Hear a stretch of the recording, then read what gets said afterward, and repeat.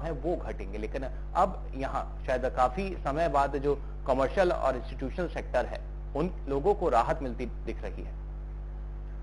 देखिए मुकुल, डीडीए का अक्सर जब रिजर्व प्राइस फिक्स किया जाता है तो पुराने प्राइस से ऊपर होता है, मतलब एक जो पहले ऑलरेडी ऑप्शन हो चुका है और मार्केट का प्रीमियम मिला के वो प्राइस होता है जी। लेकिन अब इस समय ये दिक्कत आ रही है कि मार्केट इस टाइम स्लो है और डीडी अगर उसके ऊपर प्राइस करके निकालती है तो बहुत ज्यादा उसे रिस्पांस नहीं मिलता, जैसे पिछले कुछ ऑप्शंस में उसे बहुत ज्यादा अच्छा रिस्पांस नहीं मिला है।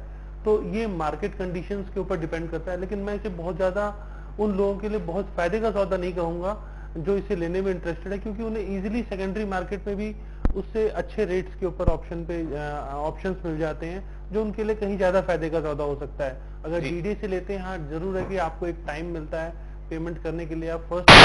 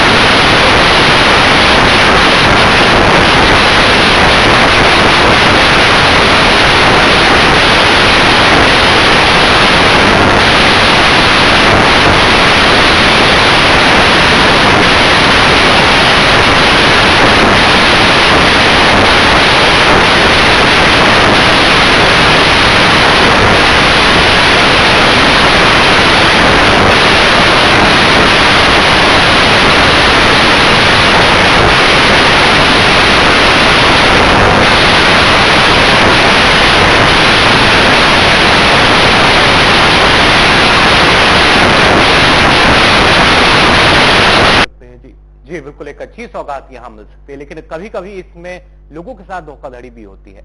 अमित जी हमारे साथ यहाँ मौजूद है। अमित जी, आपसे जानना चाहेंगे, जब लो इनकम ग्रुप की बात आती है तो लोग एक अपना इंटरेस्ट भी दिखाते हैं, पता चलता है कि नई योजना आई है और उनके बजट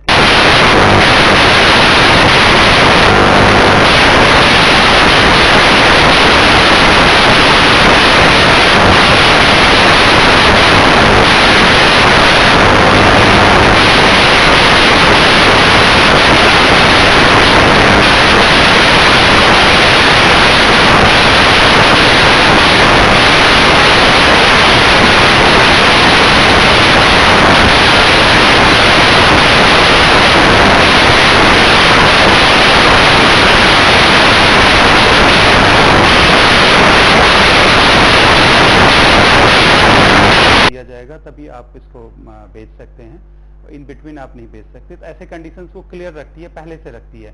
लेकिन प्रॉब्लम आती है जो इलीगलिटीज या छोटे हाउसिंग स्कीम्स को आम पब्लिक को जो प्रॉब्लम होती है, लीगल बैटल्स लड़ने पड़ते हैं जी, तो वो नॉर्मली प्राइवेट बिल्डर्स के होते हैं, चाहे वो किसी भी ब्रांड के हों या बड़े बड़े ब्रांड भी आज की डेट में इसकी प्रॉब्लम में आ रहे हैं। जैसे कि एक अभी काफी पॉपुलर चल रहा है, ओखला बर्ड सेंचुरीज एरिया के जो बिल्डर्स हैं इस तरह के प्रॉब्लम्स में आए हुए हैं। ऑल्दो ये छोटे हाउसिंग स्कीम्स नहीं है, फिर भी मिडिल क्लास तो मैक्सिमम इसमें ज्यादा इफेक्टेड होंगे ही होंगे, क्योंकि 25-30 लाख की ज्यादातर प्रॉपर्टीज हैं।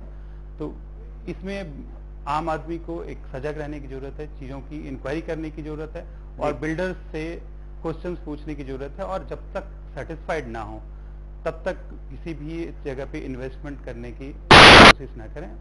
आप पहले कंफर्म हो जाएं लीगली, आप एक बार किसी लीगल एक्सपर्ट से बात करके उन पे देख लें और डॉक्यूमेंटेशन को परख लें, जांच लें।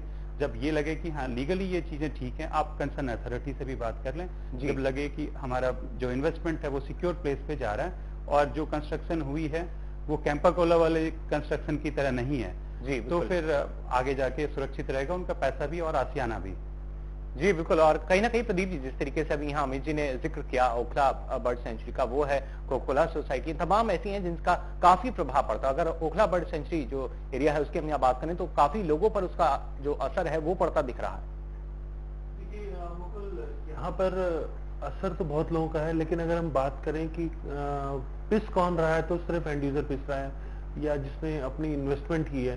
क्योंकि पहले देखा जाता था लोग अपनी पूरी जिंदगी जीने के बाद, मतलब करीब करीब रिटायरमेंट के आसपास 50s की एज में, 45 की एज में एक आशियाना लेने की सोचते थे, जिसमें उनकी पूरी जिंदगी की पूंजी लगी होती थी। जी। लेकिन अब जिस हिसाब से ट्रेंड चेंज हुआ है, मार्केट में 25 ईयर की एज के भी लोग आके प्रॉपर्टी खरीदने में आज इंटरेस्टेड होते हैं, और वो पहली इन्वेस्टमेंट जो होती है, पहला जो घर खरीदते हैं, वो उनके लिए एक आशियाना होता है। उसके बाद जो जो एज बढ़ती है, वो सेकंड थर्ड इन्वेस्टमेंट भी करते हैं, जो उनके लिए सिक्योरिटी और स्टेबिलिटी देता है। क्योंकि प्रॉपर्टी आज एक अच्छा सिक्योरिटी आपको फील कराती है, अगर आपके पास प्रॉपर्टी है तो।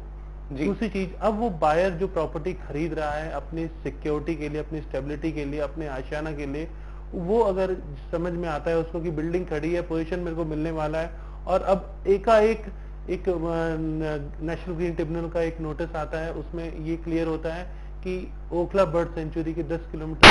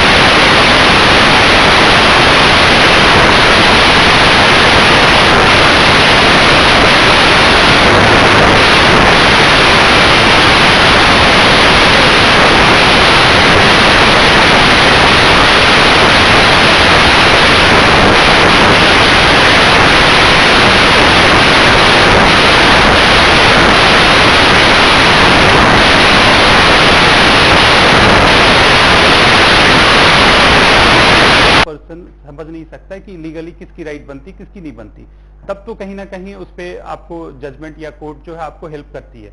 लेकिन आप प्रूडेंट बायर की तरह एक्ट नहीं करते हो, आप ये कहते हो कि हमने बिल्डर ने हमें ये दिखाया और हमने परचेज कर दिया। तो ये बहुत ही क्लियर नहीं है और ये सही नहीं है कहना क्या कि इसमें जो है हम तो ठग गए। आपने डॉक्यूमेंट का रिक्वायरमेंट देखा नहीं, कौन से डॉक्यूमेंट होने चाहिए, अप्रूवल्स को देखे नहीं, प्री लॉन्च में आपने खरीद लिया। और बिल्डर्स की जहां तक बात है, तो आज की डेट में मैं बिल्डर्स को बता दूं, इट्स बिकम लॉबी, बड़ी लॉबी है ये, और ये डॉक्यूमेंट्स को शो नहीं करना चाहते। और इस वजह से क्या होता है, आम पब्लिक डॉक्यूमेंट मांगती भी नहीं है, उन्हें ये पता भी नहीं होता है कौन कौन से डॉक्यूमेंट। कहीं ना कहीं जो जल्दबाजी होती है वो होती है, एक को खरीदना है, दूसरे को बेचना है, और इस जल्दबाजी में जो लीगल चीजें हैं वो सारी भूल जाते हैं। बिल्कुल। देखिए मुकुल, और एक केस और सामने आया है कि देखिए डेवलपर को एनवायरमेंटल क्लियरेंस लेने की जरूरत होती है। अब डेवलपर जब एनवायरमेंटल क्लियरेंस के लिए अप्लाई करता है, तो उसमें एक ऑप्शन होता है कि क्या ऐसा कोई आसपास एरिया तो नहीं है जिसके कारण आपको कंस्ट्रक्शन में यहाँ दिक्कत है। जैसे डेवलपर मान लीजिए उसे भरता है नॉट एप्लीकेबल, आसपास कोई ऐसा एरिया नहीं है, और वो अथॉरिटी में सबमिट करवाता है एनवायरमेंटल क्लियरेंस